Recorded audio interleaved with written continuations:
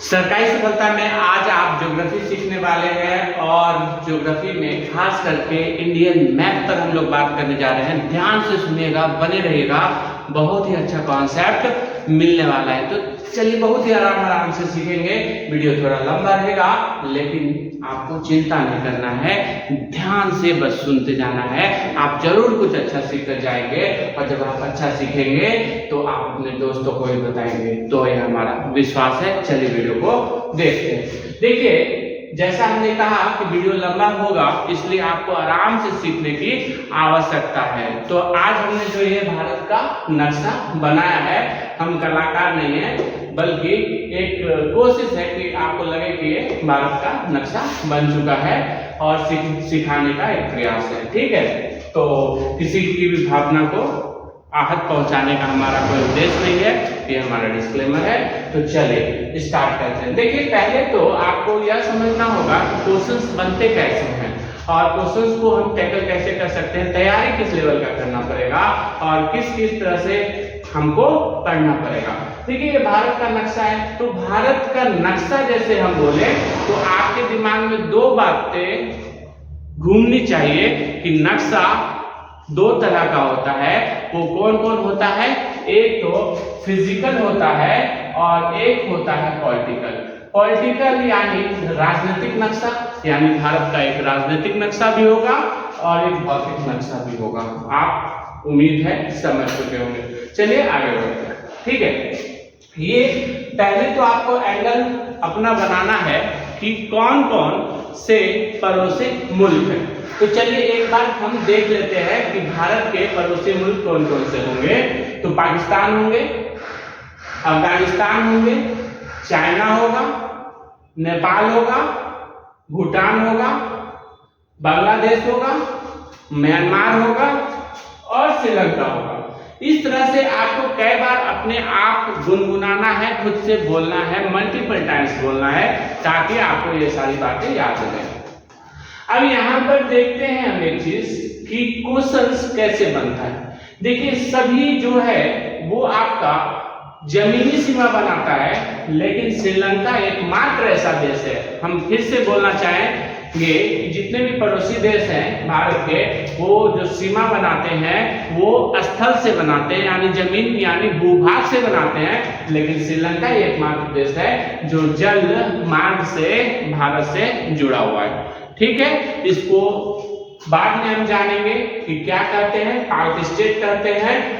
ठीक है, जल डमरू भी बोलते हैं बहुत लोग हिंदी में, तो वो हम लोग आगे बात करते हैं। फिलहाल हम आज अपने आधार को रख रहे हैं कि हम क्वेश्चंस को कैसे टैकल करते हैं। जब यहाँ पर आप ये समझिएगा, जब यहाँ पर बहुत सारे पड़ोसी मुल्क आए तभी आपको पहला डायमेंशन आपको तैयार कर लेना है कि कौन सा देश सबसे बड़ा सीमा भारत से बनाता है। ये आपका पहला डायमेंशन होगा, ये आपका असाइनमेंट है, होमवर्क है, ये आपको तैयार करना है। देखिए, आज जो हम बात करना चाह रहे हैं कि आपको कैसे कैसे पढ़ना चाहिए, कैसे कैसे आप एग्जाम के लिए तैयार करेंगे। जब आप बुक को पढ़ते हैं, किसी टॉपिक को पढ़ते हैं, आप किस आधार पर अपनी तैयारी की नींव को रख करेंगे, इसी चीज पर चर्चा हो रहा है। और आज का जो टॉपिक है वो भूगोल है, ज्योग्राफी। यहाँ पर आपको पहला डायमेंशन पता चल गया होगा कि जो पड़ोसी मुल्क है सबसे बड़ा सीमा कौन बनाता है, इस पर हम अपना एंगल कंप्लीट करेंगे। ठीक है, सेकंड आते हैं कि जब कोई सीमा बनता है तो कहने के लिए, देखिएगा, जब कोई सीमा बनता है तो कहने के लिए देश बना रहा होता है, लेकिन हकीकत में राज्य बना रहे होते हैं। कहने का मतलब है कि पाकिस्तान से भारत सीमा बनाता है तो अप्रत्यक्ष रूप से देखें तो राज्य देश के साथ सीमा बना रहे हैं। ठीक है, तो अब आपको इस डायमेंशंस के लिए भी तैयार खुद को करना होगा कि कौन सा राज्य सबसे बड़ा सीमा पाकिस्तान के साथ बना रहा है, कौन सा राज्य चाइना के साथ सबसे बड़ा सीमा बना रहा है, कौन सा राज्य जो है नेपाल के साथ सबसे बड़ा सीमा बना रहा है, कौन सा राज्य म्यांमार के साथ सबसे बड़ा सीमा बना रहा है, और कौन सा राज्य बांग्लादेश से ज्यादा सीमा बना रहा है, और कौन सा क्षेत्र श्रीलंका से सबसे बड़ा सीमा बना रहा है।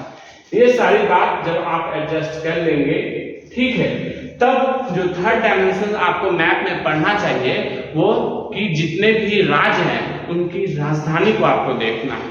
और जब आप राजधानी देख ही रहे होंगे तो उसके साथ आपको क्या करना है कि जितने भी मुख्यमंत्री हैं, राज्यपाल हैं, इनके नाम आपको याद कर लेना चाहिए।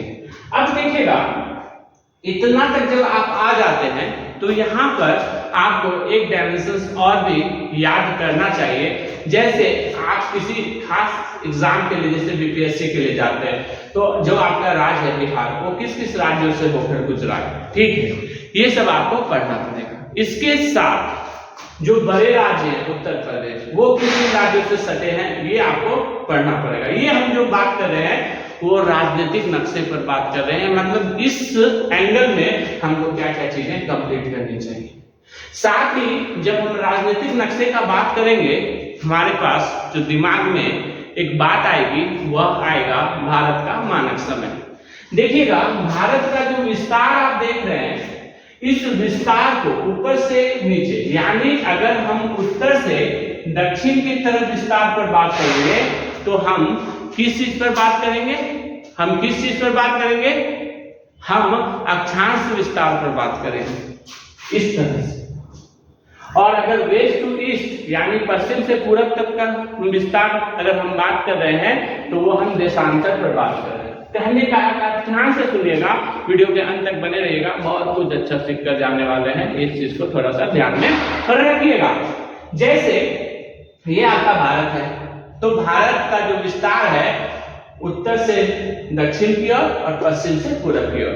जब हम पश्चिम से पूरब की ओर बात कर रहे होते हैं तो हम कहीं ना कहीं देशांतर पर बात कर रहे होते हैं, और जब हम उत्तर से दक्षिण का माप पर रखते हैं या उसके विस्तार पर बात करते हैं तो हम अक्षांश यानी लैटिट्यूड पर बात कर रहे होते हैं, ठीक है। तो आपको जब आपको पढ़ाया जाएगा या समझाया जाएगा तो उसमें आपको इसका फैक्ट भी लिखवा दिया जाएगा, ठीक है। तो इसको जो हम देखेंगे, इस विस्तार को हम क्या कहेंगे, अक्षांश से विस्तार कहेंगे। और सेकंड जो है, इस तरह के विस्तार को हम क्या कहेंगे, इस तरह के विस्तार को लॉन्गिट्यूड यानी देशांतर विस्तार कहेंगे, और इस तरह के विस्तार को लैटिट्यूड यानी अक्षांश विस्तार कहेंगे। तो भारत का मानक समय जैसा आपको पता होना चाहिए 82.5 डिग्री ईस्ट, यह आपका लॉन्गिट्यूडनल जो है एक्सटेंशन में उसका भारत का मानक समय आप देख सकते हैं, जो कि मैप के सबसे ऊपरी क्षेत्र में आपको देखने को मिलेगा। तो नेक्स्ट आपका जो सवाल तुरंत बन जाता है, वो जो नेक्स्ट सवाल आपका बनता है, थोड़ा सा ध्यान रखिएगा। जैसे ही ऊपर से आप 82.5 डिग्री ईस्ट से एक रेखा खींचेंगे, तुरंत सवाल बन जाता है कि वह रेखा, भारत का जो मानक समय का जो रेखा है, वो किन किन राज्यों से होकर गुजरता है, आप कमेंट बॉक्स में बताइएगा। तो आपको ये भी तैयार करना होगा, ये भी जानना होगा, और मैप को 15 मिनट डेली देखने का, ठीक है। मैप मतलब होता है नक्शा, और नक्शा कभी याद करने का चीज नहीं है। जैसे घर तक आपको आपका रास्ता पता है, वैसे आपको मैप में, आपके एटलस में, आपको चाहे वो देश स्तर पर हो या अंतरराष्ट्रीय स्तर पर हो, ठीक है, ये दोनों स्तर पर आपको बातें जो है कम से कम पूरा साफ साफ दिखनी चाहिए। जैसे अगर आपको आंख बंद करके कोई बोले कि आप अमेरिका को इमेजिन कीजिए, तो उसका आपको नक्शा दिखना चाहिए कि अमेरिका आखिर है कहाँ। रसिया बोले तो आपको दिखना चाहिए कि रसिया कहाँ है। ऑस्ट्रेलिया बोले तो आपको बिना मैप खोले ऑस्ट्रेलिया दिखना चाहिए। और ऐसा तब होगा जब आप 15 मिनट डेली मैप को देखते हैं, मैप आपके दिमाग में छप जाएगा, और जब छप जाएगा तो नंबर आपका एग्जाम में खुद ब खुद बढ़ जाएगा। समझ में आया? ठीक है, तो यहाँ आप इस चीज को समझिएगा, इस पर हम बात किए, ठीक है।